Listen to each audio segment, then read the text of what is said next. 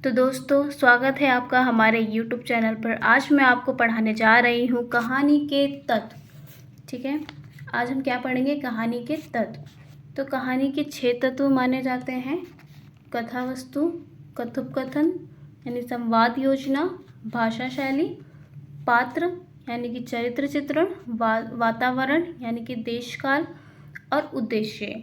तो ये सभी तत्व मिलकर जो हैं, अगर किसी भी कहानी में आपको इन सभी तत्वों का सकारात्मक स्वरूप परिलक्षित होता है दोस्तों, तो वही कहानी है। ठीक है, तो चलिए एक एक करके हम शुरू पढ़ते हैं। तो सबसे पहले हम बात करते हैं किसकी? कथा वस्तु की, कि कथा वस्तु क्या है। तो कथा वस्तु का अर्थ है कि कहानी की विषय वस्तु या सामग्री कहाँ से ली गई है। कथा वस्तु का स्रोत इतिहास भी हो सकता है, वर्तमान भी और कल्पना भी। इस आधार पर कथा वस्तु को प्रख्यात, उत्पाद, मिश्र में विभाजित किया जाता है। ठीक है, कथा वस्तु को 3 भागों में हम विभाजित करते हैं। कौन कौन से? जो अभी हमने पढ़े, प्रख्यात, उत्पाद और मिश्र। ठीक है दोस्तों, इन 3 भागों में हम जो है कथा वस्तु को विभाजित करते हैं। तो इसमें प्रख्यात का अर्थ क्या है कि किसी प्रसिद्ध कथा को आधार बना लेना, कि हमने किसी प्रसिद्ध कथा को जो है अपनी कहानी का आधार बना लिया है। उत्पाद का मतलब क्या होता है कि कल्पना से नई कथा वस्तु बनाना, कि हमने अपनी इमेजिनेशन से ही जो है एक नई कथा वस्तु बना ली है। और मिश्र का अर्थ क्या होता है? जहाँ पर हम प्रसिद्ध तथा काल्पनिक तत्वों को मिलाकर कथा का निर्माण करते हैं। यानी कि कोई हमने प्रसिद्ध कथा ले ली इतिहास से उठाकर, और उसमें थोड़े से इमेजिनेशन का मसाला डाल दिया, तो इन दोनों को मिलाकर जो हम कथा वस्तु बनाते हैं उसे बोलते हैं मिश्र। ठीक है, याद रखना, प्रख्यात क्या होता है कि कोई प्रसिद्ध कथा ले ली, उत्पाद का मतलब इमेजिनेशन, और मिश्र प्रख्यात और उत्पाद दोनों का मिश्रण। ठीक है, तो जो अच्छी कथा वस्तु होती है वो कैसी होती है? जो विश्वसनीय और प्रामाणिक हो। अगर घटनाएं और चरित्र काल्पनिक हैं और कहानी में आकस्मिकता यानी कि आकस्मिकता, घटनाएं बार बार हो रही हैं, संयोग तत्व का महत्व ज़्यादा है, तो कथा वस्तु जो है वो अविश्वसनीय और कमज़ोर हो जाती है। यानी कि उसमें ज़्यादातर घटनाएं नहीं होनी चाहिए, क्योंकि कहानी तो छोटी होती है ना, वो सिर्फ कुछ एक घटना के बारे में ही होती है, उसमें पात्र भी बहुत कम होते हैं, है ना। तो कहानी अगर आप चाहते कि मतलब उसकी कथा वस्तु और ज़्यादा मजबूत हो, स्ट्रॉन्ग हो, अच्छी हो, तो उसमें ज़्यादा घटनाएं नहीं होनी चाहिए, है ना। उदाहरण के लिए आप गोदान की कथा वस्तु बहुत ही प्रामाणिक और विश्वसनीय मानी जाती है, क्योंकि वो जीवन की यथार्थ पर आधारित है। तो कहानी भी कुछ इसी तरीके की होनी चाहिए जो जीवन के यथार्थ पर आधारित हो। अगर उसमें यथार्थ ही नहीं होगा तो वो कहानी कैसे मानी जाएगी।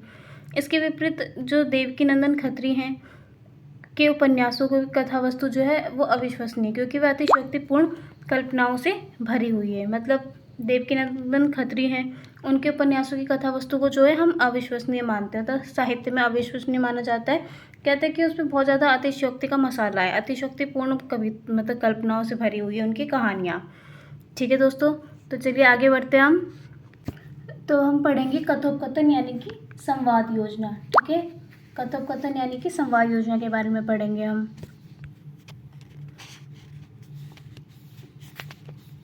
हाँ, तो संवाद योजना क्या होती है दोस्तों? कथोपकथन मतलब कि संवाद योजना, की कहानी की संवाद योजना कैसी होनी चाहिए। तो सबसे पहले मैं आपको बता दूं कि जो संवाद है हमारे, वो या तो छोटे होने चाहिए कहानी के, ठीक है, चुस्त होने चाहिए और गतिशील होने चाहिए। ठीक है दोस्तों, तो किसी भी उपन्यास, नाटक या कहानी में अगर चरित्रों के मध्य सीधी बातचीत कराई जाए तो प्रभाव क्षमता बढ़ जाती है, क्योंकि पाठक सीधे चरित्रों से रूबरू होता है। तो लेखक के माध्यम से परोक्ष रूप में चरित्रों को नहीं, क्योंकि जो लेखक के माध्यम से परोक्ष रूप से वो चरित्रों को तो नहीं जानता है, तो लेखक खुद बीच में आ खड़ा हो तो पाठक को बताता है कि दोनों चरित्रों ने एक दूसरे से क्या कहा। तो ये शैली प्रभाव की दृष्टि से कमज़ोर हो जाती है। अगर पाठक खुद, मतलब अगर लेखक खुद आकर बता रहा है ना, मतलब संवाद ऐसे होने चाहिए कि वो सच में लगने चाहिए कि वो चरित्रों के मध्य में बातचीत हो रही है आपस में। अगर लेखक आकर खड़ा हो जाएगा, लेखक अपनी जुबानी बोलेगा, तो ऐसे जो है वो कमज़ोर दिखाई देता है, तो वो अच्छे से मतलब नई पैठ बना पाता है अपनी। तो अच्छी संवाद योजना दोस्तों वहाँ पर होती है जहाँ संवाद छोटे छोटे होते हैं, कसे हुए होते हैं, चुस्त होते हैं, गतिशील होते हैं उनका गतिशील होना ज़रूरी है ना, ताकि एक बात से दूसरी बात निकलती जाए।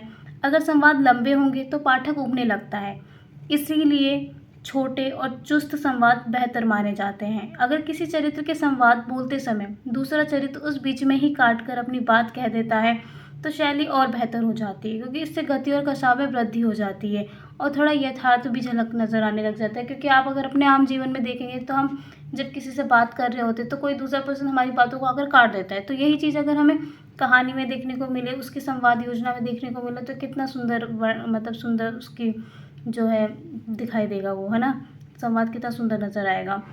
तो अच्छा संवाद योजना का एक लक्षण ये भी है कि वो कथा को आगे बढ़ाने में यानी कथानक को गति देने में सक्षम होती है। संवादों के बीच में ही कोई ऐसा प्रसंग छेड़ दिया जाता है जिससे कहानी अगली मोड़ की ओर बढ़ती है।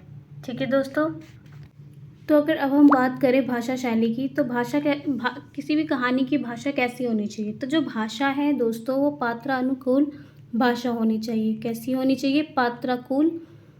पात्रानुकूल भाषा होनी चाहिए, यानी कि जैसा पात्र है उसके अनुकूल ही भाषा होनी चाहिए। इस मामले में दोस्तों जयशंकर प्रसाद पूरी तरह से फेल हो जाते हैं, है ना, क्योंकि उनके पात्र भले ही ऐतिहासिक पात्र होते हैं तो उसी के हिसाब से वो मतलब जो है अपनी भाषा भी लिखते हैं, लेकिन उनकी भाषा कुछ ऐसी होती है कि जो जल्दी से समझ में नहीं आती। अगर आम पाठक आज पढ़ना चाहे उनकी उपन्यासों को या कहानियों को तो वो नहीं समझ पाएगा आसानी से, है ना। और इनका हर बात, क्योंकि इनका जो हर पात्र है वो संस्कृत में बात करता है, मतलब इनकी कहानी उपन्यासों में संस्कृत के शब्द की जो प्रधानता है वो आपको अधिक देखने को मिलेगी। ठीक है, तो प्रेमचंद जो हैं वो इनकी भाषा को निर्जीव कहा है, तो प्रेमचंद प्रसाद की भाषा को जो है निर्जीव कहते हैं। तो जो भाषा है वो स्थान और समय के अनुकूल भाषा जो अगर आप देखने को मिलेगा तो दिव्या यशपाल जी का जो उपन्यास है दिव्या, जो कि जिसमें बौद्ध काल की कहानी है, तो दिव्या के लेखक यशपाल ने इसमें तत्सम भाषा का प्रयोग किया है। हाँ, दिव्या में भी आपको जो है संस्कृत के कुछ शब्द दिखाए मतलब मिलेंगे जो आपको समझ में नहीं आएंगे जल्दी। तो जो भाषा है उसमें मुहावरों और लोकोक्तियों का प्रयोग होना चाहिए। ठीक है, और प्रतीकों, बिंबों, उपमानों की भाषा का प्रयोग किया जाना चाहिए। व्यंग्य का प्रयोग होना चाहिए, उसमें मौन की भाषा का प्रयोग होना चाहिए। ध्वनि योजना, नाद योजना, इन सब का प्रयोग उसमें होना चाहिए। ठीक है, और सूत्र वाक्यों का प्रयोग भी भाषा शैली की गहराई का एक लक्षण है। तो ये सारी चीज़ें भाषा को और भी ज़्यादा प्रभावी बनाती हैं।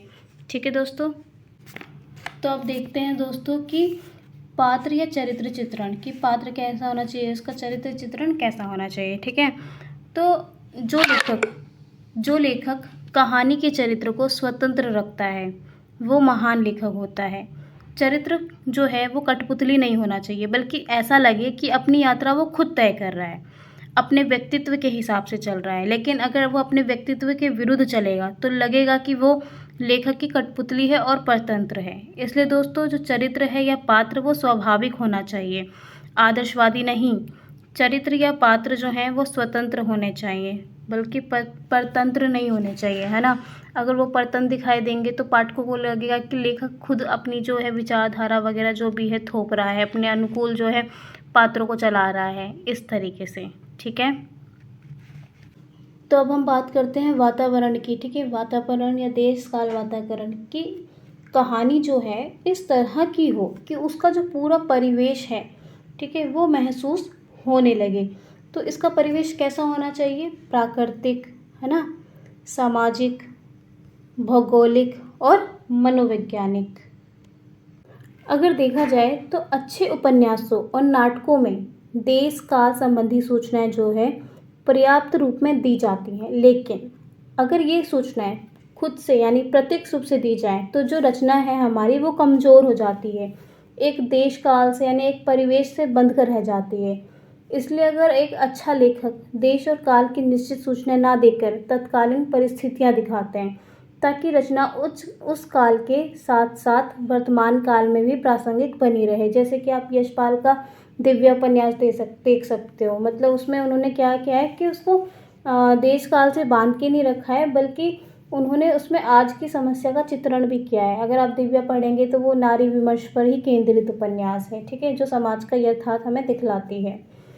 ठीक है, और आप एक एग्जाम्पल और ले सकते हैं, प्रेमचंद का जो गोदान उपन्यास है वो भी एक काल संबंधी सूचना, तिथि या वर्ष के साथ नहीं दिया गया है ना, उसमें कोई काल तिथि वर्ष नहीं दिया गया है।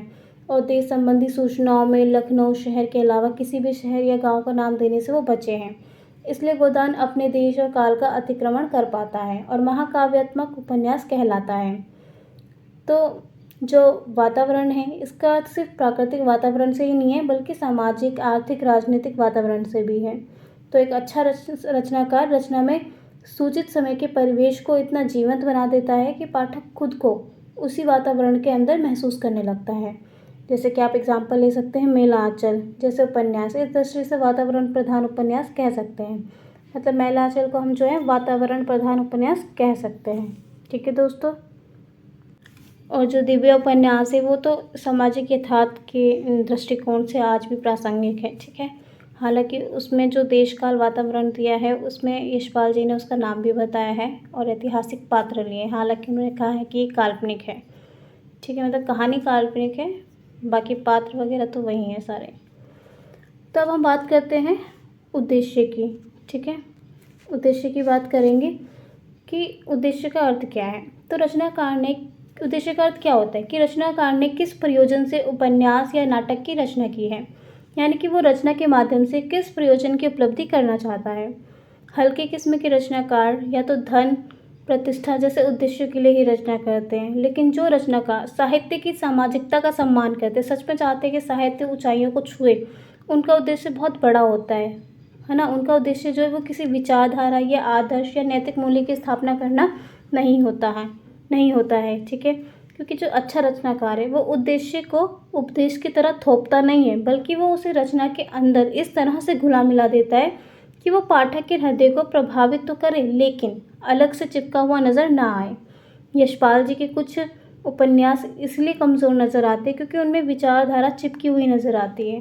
लेकिन अगर आप इसके विपरीत प्रेमचंद के उपन्यास पढ़ेंगे, जैसे गोदान या रेणु का मेला आंचल या मोहन राकेश का आषाढ़ का एक दिन, है ना, तो ये सब इसलिए श्रेष्ठ माने जाते हैं क्योंकि इनमें इसमें जो अलग से उद्देश्य है वो नज़र नहीं आता है, क्योंकि इसके अंदर जो उद्देश्य है वो घुला मिला हुआ है ना। इनके अंदर उद्देश्य छुपा हुआ है, वो एकदम से नज़र नहीं आ रहा है, तो पाठक को पढ़कर उसे खुद ढूंढना होगा। इस तरीके का रचना जो है ये लोग लिखते हैं। तो 1905 के बाद से जो साहित्य में उद्देश्य का महत्व जो है बहुत ज़्यादा कम हुआ है। अब यथार्थवाद इतना सघन हो गया है कि अधिकांश लेखक सिर्फ यथार्थ को वर्णन करना चाहते हैं। मतलब आज के टाइम पे लोग क्या करते हैं, जो भी नए नए लेखक उभर के आ रहे हैं साहित्य जगत में, वो सिर्फ यथार्थ का वर्णन कर देना चाहते हैं, है ना। उनको इससे कोई मतलब नहीं है कि उसके निहित उसके अंदर वो उद्देश्य को छुपा भी रहे हैं या नहीं छुपा रहे हैं, है ना। इनसे उनका कोई सरोकार नहीं है ना। अलग से कोई वो उद्देश्य लेकर चलते ही नहीं है। तो इस स्थिति को कुछ लोगों की भाषा में उद्देश्य का टूटना भी कहते हैं। क्या कहते हैं? उद्देश्य का टूटना। ठीक है, जबकि कुछ अन्य के अनुसार परिवर्तन सिर्फ इतना हुआ है कि आज के लेखक उद्देश्य के तौर पर यथार्थ के भीतर छिपी विद्रूपताओं को उभार कर पाठक को उनसे लड़ने के लिए तैयार करना चाहते हैं। मतलब आज के लेखक जो है यथार्थ तो लिख रहे हैं, लेकिन यथार्थ की जो विपरीतताएं होती हैं उसके अंदर का जो सबसे कह सकते हैं कि कठोर उसकी कठोर अभिव्यक्ति कर रहे हैं। मतलब पूरा नंगा सच दिखा रहे हैं, है ना। जैसे आप देख सकते हैं वेब सीरीज़ वगैरह में भी, तो अब वो लेखकों की कलम से भी वो सारी चीज़ें उभर कर नज़र आने लगी हैं समाज में। ठीक है, आशा करती हूँ दोस्तों आपको कहानी के तत्व अच्छे से समझ में आए होंगी। कथा वस्तु, कथोपकथन, भाषा शैली, पात्र, चरित्र चित्रण, वातावरण और उद्देश्य। Thank you. लाइक कीजिए, सब्सक्राइब कीजिए हमारे चैनल को। Thank you.